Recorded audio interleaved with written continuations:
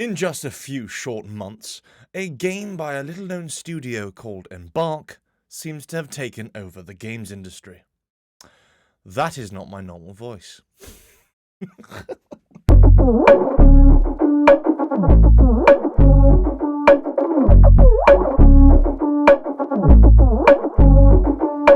Yes, everyone's heard of Ark Raiders, a game where essentially Call of Duty Battlefield and Fortnite choked at the same time to the viewer counts of this behemoth.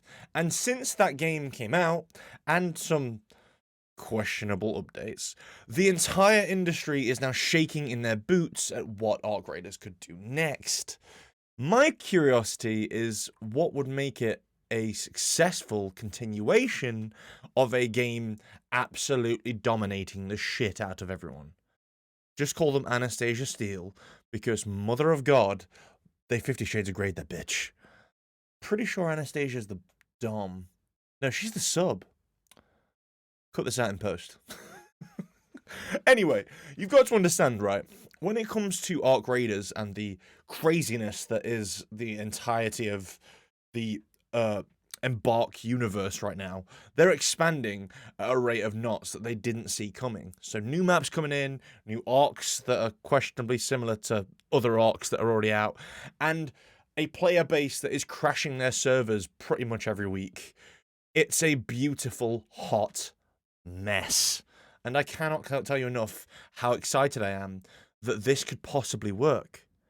I'm talking, obviously, about a ranked match. Now, if a ranked match was to happen, or a ranked mode was to be established and therefore permanent, the only way that could work is if it was also counterbalanced, in my opinion, with a PvE mode. Ugh. Essentially, Ark Raiders is having a bit of an identity crisis. They started off as a PvE game, and then the developers quickly realized, oh shit, this isn't barely as enjoyable as it could be if we just had a little bit of deception and deviousness into it. And the more they did that, the more they realized that you are not playing a game about scavenging for loot anymore. You're playing a game where you question, who are you playing the game with? It's Cluedo. It's Among Us in freaking COD. Either way, the idea of a PvE mode where, for example, the arcs are 10 times harder would absolutely slap, because during that time, players wouldn't be able to kill each other or damage each other, and it would be a case of working together to try and deal with, say, like reinforced bastions or a, oh my god, could you imagine a bombardier but it's stuck in place with comets and things all around it, so it was protected and it's in a public area. Like, imagine its feet are like shoved into the ground and then like bolted down, and then around it are tons of pops, fireballs, comets that you just can't get near. You need to completely distract every single one of them if you want a chance at getting close enough to deal with a bombardier. But because it's, pinned down, that bad boy is just artillery firing everyone in every direction. That sounds fun as hell. And also, you'd need to potentially limit all the common levels of loot. If you let everything be available in PvE, then people are going to stop playing PvP or regular Ark Raiders permanently. Because what's the point? If you don't want to get killed ever, then what's the point? But the deception, okay, controversial opinion. Hold on to your hats. There's nothing wrong with a little bit of deception. It's kind of the bread and butter of the game. Like going out and getting shot by someone in the back of the head sucks. I've been there. I've done that both ways. I'm sorry, whoever you are. But when you're doing that, you have to appreciate that two things are happening at the same time, okay? Two things.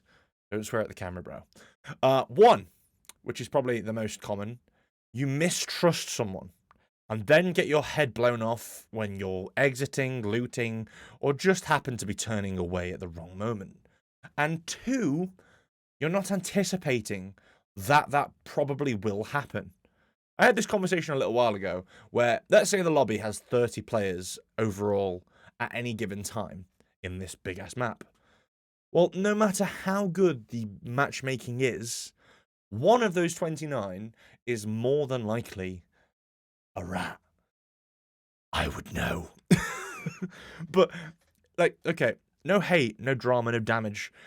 If there's a rat in the group, it's the other players' jobs to take their time and be a little more careful on who could be the rat. I mean, God damn it, I've seen some. I'm pretty evil in Arc Raiders, but I've seen a few people that legitimately, like, they'll shoot someone and then put their voice in and go, "Oh man, why are you doing that?" And they're gaslighting. They're gaslighting to get the kill, so the friendlies don't realize that guy's a rat. You've got to be aware of these tactics. And I don't think that makes anything easier, but that's certainly an important part of the game. Now let's fast forward to a ranked mode, okay? Let's say, for example, all of your loot, like with the expedition, was valued at a price. And all your space dollars, I don't know what the currency in Embark is called, the space dollars are also there. And the total amount puts you in a position in terms of rank. Okay? So let's say every window of expedition, the rank is based on specifically how much loot you have. Now, you go into special event modes and you've got the multipliers on, good for you.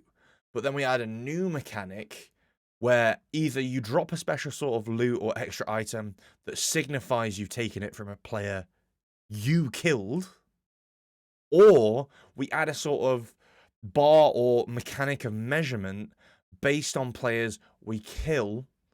And if it was smart enough, this is a stretch. Bear with me, it's theoretical. If Embark, I'm talking to you right now. You best listen. Embark, sit down, put the phone away, and watch Embark.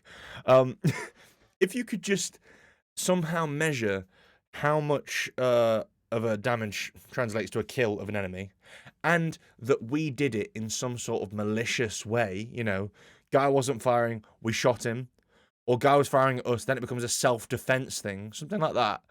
We could start to measure the point system of what we're doing between these players, and then go, like, right now we're getting into a world where there's some sort of value to kill.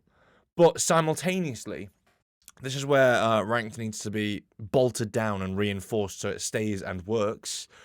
There have been rumors of a bounty system coming into play.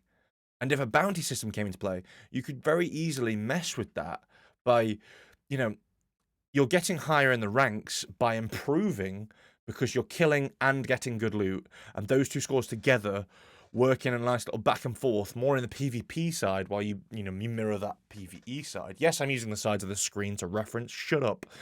But we do that. And then the bounty system sits nicely in the middle, where if you're prone to killing a lot and happen to be in the rank matches growing and growing and growing, then your bounty grows and grows and grows, which makes you a target. It makes you a disadvantaged player, because that way other players who are playing singly in solos, duos, trios can slowly go, I see a target there, which is more valuable than other players, and it signifies if your bounty's really high, that player's most likely ratted a lot in the past. It's only a little, nod in the direction of this guy's a rat, but that makes it a lot easier for players who are so sick of getting, ratted. And, I don't want the argument of PvP versus PvE game. At the end of the day, it's both. And, it wouldn't be called a PvPvE if it wasn't both. But I think this could be a nice little, split down the middle so players can go off into their respective sides, and then you choose a little more the potential of things going badly, and your regular Arc modes are just simply your what's the word? They're just your roll the dice, gamble. You go in there and you could be in a friendly lobby where everyone's absolutely wonderful, or you could end up in my lobbies and everything could be absolute carnage.